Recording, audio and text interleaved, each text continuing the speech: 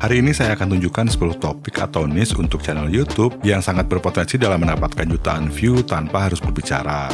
Jadi buat kalian yang pengen jadi YouTuber tapi nggak pede untuk ngomong di depan kamera atau nggak bisa melakukan voice over, kalian bisa pilih salah satu niche yang akan saya bahas di video ini. Karena tidak mengharuskan kalian untuk berbicara, ini berarti kalian bisa membuat video tanpa ada batasan bahasa. Artinya, channel kalian pun bisa go internasional. Kalau sebuah channel bisa menjangkau banyak penonton dari dalam negeri dan juga luar negeri, berarti potensi view-nya bisa lebih tinggi dan cuannya juga bisa lebih besar. Kalian mungkin bertanya apakah channel yang tidak berbicara bisa dimonetisasi AdSense? Jawabannya bisa, tapi ada beberapa hal yang harus diperhatikan. Pertama, jangan bikin video kompilasi. Kedua, jangan mengambil dan menggunakan video orang lain. Lalu videonya itu harus memiliki value, baik itu naratif, nilai edukasi, atau hiburan. Dan konten yang kalian buat tidak boleh melanggar aturan-aturan di YouTube, terutama pedoman komunitas dan kebijakan AdSense. Soal aturan-aturan tersebut nanti akan saya bahas lebih lanjut. Satu hal yang penting untuk kalian ketahui bahwa monetisasi sebuah channel YouTube itu tidak terbatas hanya AdSense saja. Satu channel itu bisa dimonet oleh beberapa sumber sekaligus termasuk dari luar YouTube. Jadi channel kalian bisa memiliki 3 atau 4 sumber pemasukan dan saya akan buat video terpisah khusus membahas strategi monetisasi. Apa yang akan saya bahas sekarang adalah topik-topik atau niche channelnya dan tips dalam membuat videonya, serta tips and trick dalam mengembangkan channelnya. Untuk niche channel yang pertama adalah haircut. Nah, contohnya seperti ini, jadi videonya itu cuma orang lagi dicukur. Nah, yang paling penting adalah audionya, karena channel haircut seperti ini termasuk dalam kategori ASMR. Jadi suara-suara seperti mesin cukur, gunting, dan lain-lain itu harus terekam. Nah, contohnya seperti ini.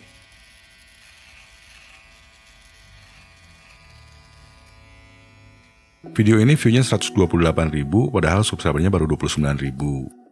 Sedangkan kalau yang ini view-nya 20 juta padahal cuma cukur bohong-bohongan di depan mikrofon. Subscribernya memang 1,4 juta, tapi view-nya ini jauh lebih banyak daripada jumlah subscribernya.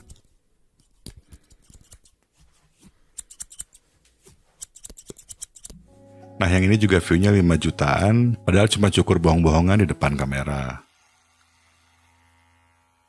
Ada juga yang lebih kreatif seperti ini, jadi selain ASMR, videonya sekaligus juga menjadi tutorial.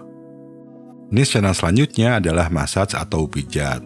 Contoh kontennya seperti ini, view dari video ini 13 juta dan subscribernya sudah mencapai 1,54 juta. Dan ini contoh video lainnya, view-nya baru 800.000 karena channel ini masih baru. Ada juga channel Indonesia yang subscribernya baru 9.000, tapi bisa mencapai 500.000 view. Jadi channel massage ini pada dasarnya mirip dengan channel haircut sebelumnya, bahkan ada channel yang kontennya digabungin, yaitu haircut dan juga massage. Untuk bikin channel seperti ini atau seperti sebelumnya, kalian perlu bantuan orang lain. Kalau misalkan kalian bisa nyukur atau bisa pijat, kalian bisa cukur teman kalian atau pijat teman kalian, dan bisa juga gantian. Kalau untuk channel ini sih saya lihat orang yang dipijatnya sama, jadi dia datang ke beberapa tempat dan merekam videonya. Ada juga channel Indonesia lainnya yang melakukan hal yang sama, yaitu pijat, dan ini juga pemilik channelnya datang ke beberapa tempat pijat lalu merekam videonya. Mungkin kerjasama dulu dengan tukang pijatnya ya. Jadi bikin konten bisa sambil dipijat enak banget nih guys.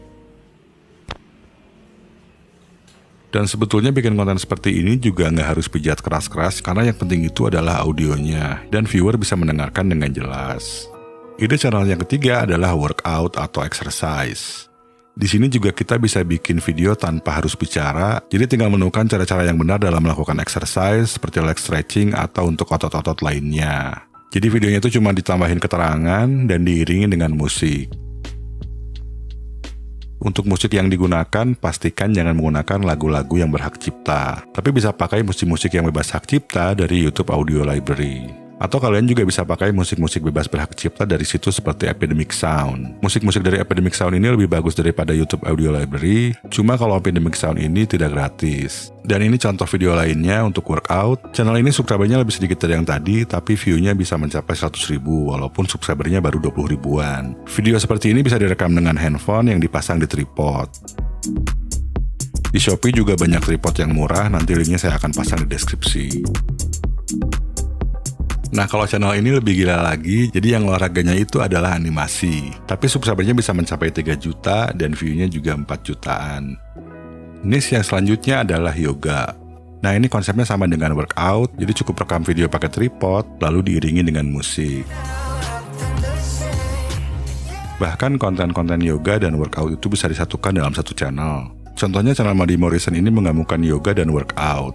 Bisa kita lihat jumlah subscribernya mencapai 2,2 juta dan view dari video-videonya pun rata-rata besar. Bahkan ada yang mencapai sampai 45 juta view. Ide channel selanjutnya adalah woodworking.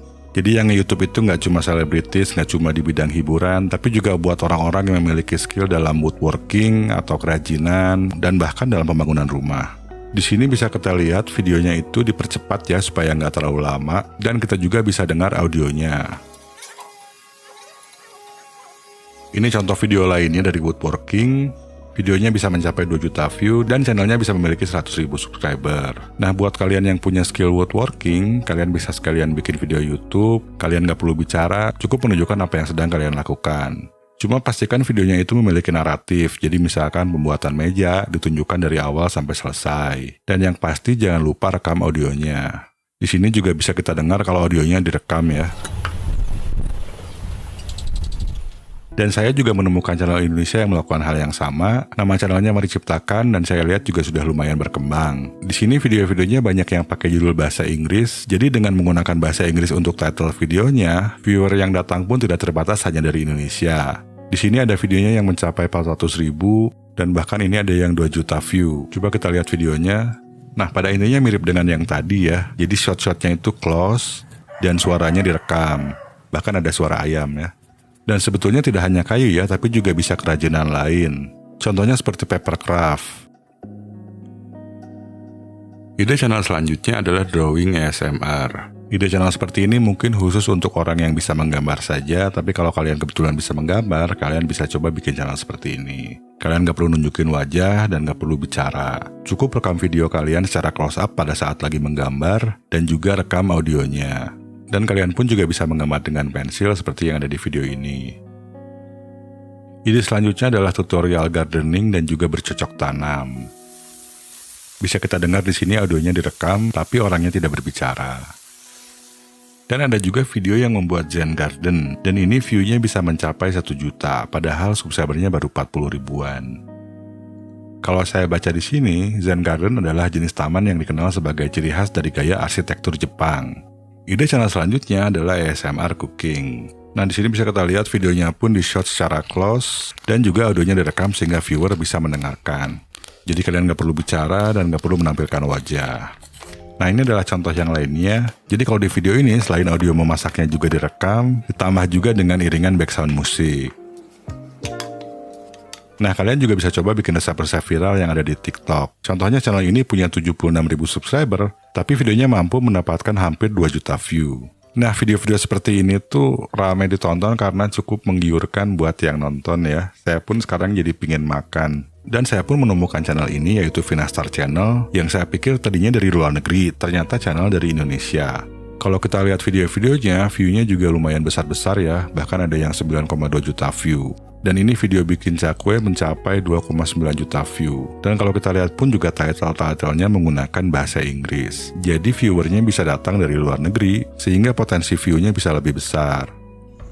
Nah, dan ini videonya. Jadi di sini juga ditambahkan keterangan cukup dengan teks saja. Dan untuk video-videonya juga di-shot secara close up.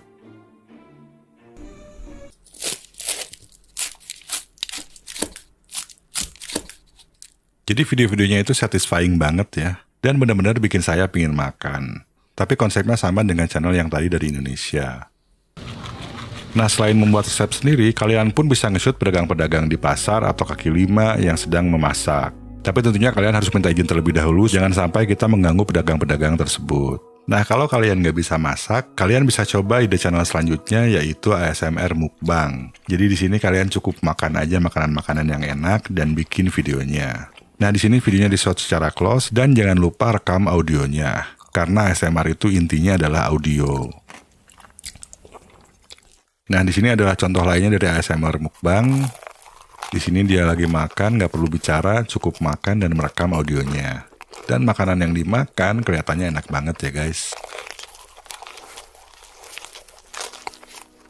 Dan untuk ide channel selanjutnya adalah ASMR. Tapi ASMR-nya tidak spesifik hanya untuk masak, atau mukbang, atau mungkin pijat, tapi bisa beragam aktivitas. Contohnya video ini cuma garuk-garuk mic aja ya, tapi yang nonton 1,6 juta. Dan kalau saya melakukan pencarian ASMR di YouTube, di sini diberi skor 80 oleh vidIQ, berarti sangat banyak peminatnya. Di sini dikatakan estimasi search volumenya adalah 100 juta per bulan, dan kompetisinya juga tidak terlalu tinggi. Berarti permintaan untuk video ASMR ini cukup banyak ya guys. ASMR itu adalah singkatan dari Autonomous Sensory Meridian Response.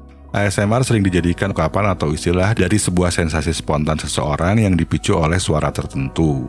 Seperti channel Donna ASMR ini juga membuat macam-macam video ASMR. Di sini ada tapping dan scratching benda-benda seperti smartphone, ada juga menggaruk-garuk mikrofon, bahkan di sini ada keyboard typing juga ya. Dan kalau kita lihat, durasi-durasinya juga lumayan panjang. Ada yang 30 menit, 42 menit, ada yang cuma 14 menit, tapi rata-rata berada di atas 10 menit. Dan bahkan ini ada yang 1 jam.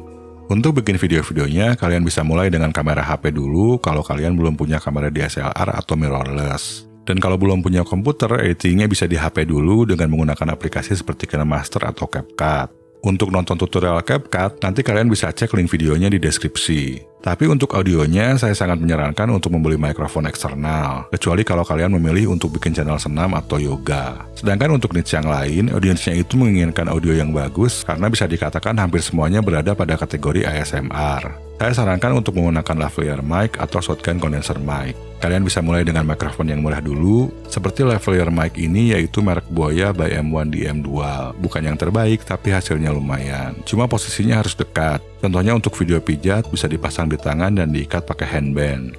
Mic Boya by M1 D1 ini memiliki dua lavalier mic, jadi bisa merekam secara stereo. Lavalier mic ini bersifat omnidirectional, artinya bisa menangkap suara dari semua arah. Jadi kalau merekam di tempat yang tidak terlalu sepi, suara dari arah manapun dan gelombang suaranya sampai ke sekitaran mic, maka bisa ikut terekam.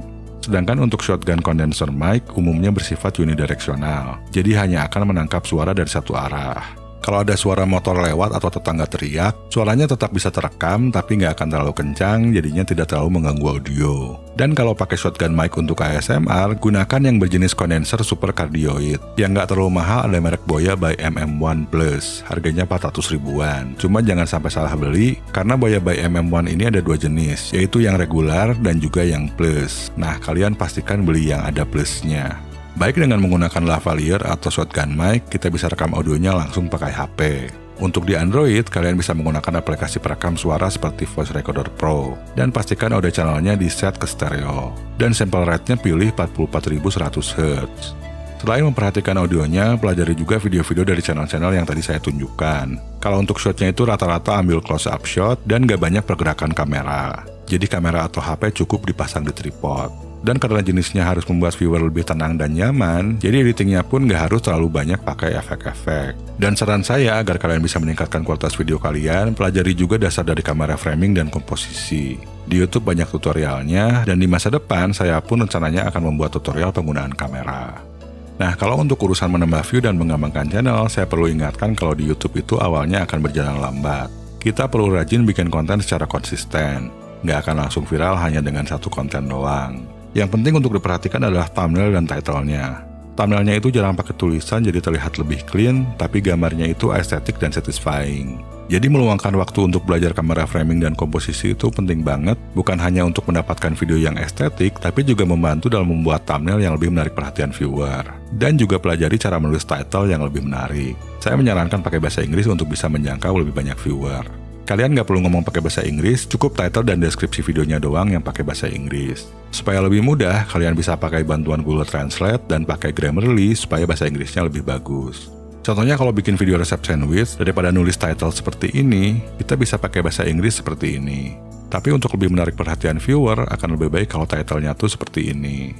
Sebuah video tentang resep sandwich bisa lebih mendapatkan view kalau thumbnail dan titlenya seperti yang ada di kanan dibandingkan dengan yang ada di kiri. Dan saya pun menyarankan untuk belajar aplikasi Adobe Lightroom supaya warna thumbnailnya bisa lebih bagus. Adobe Lightroom itu ada versi gratisnya dan tersedia baik di komputer dan juga di HP.